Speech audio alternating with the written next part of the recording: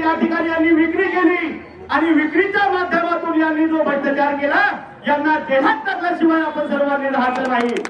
म्हणून मी उद्धव साहेबांबद्दल तुम्हाला एकच सांगेन, उद्धव साहेबांनी मागच्या 2.5 वर्षामध्ये निवडून आल्यानंतर पहिलं काम जर काही केलं असेल तर शेतकऱ्याची कर्जमाफी केली आणि कुठल्याही प्रकारचं निकष न लावता एका थंबवरती त्यांनी 2 लाखापर्यंत कर्ज माफ केलं. बंधूंनो, या भाजप सरकारने इतके निकष लावले की कुठल्याही प्रकारचा त्याच्यामध्ये शेतकरी राजा बसत नाही. अहो, हे विक्री सरकार आहे, भ्रष्ट सरकार आहे, हे खोटे सरकार आहे.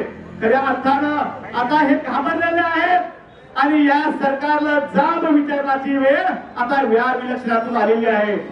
येणारं विलक्षण निश्चितपणे हा शेतकरी राजा हातात घेतल्याशिवाय राहणार नाही आणि यांना कळून चुकलेलं आहे की हे विलक्षण शेतकऱ्यांनी आता हातात घेतलेलं आहे. आपला पराभव निश्चित आहे आणि येणारा मुख्यमंत्री उद्धव साहेबच आहेत हे लक्षात ठेवा.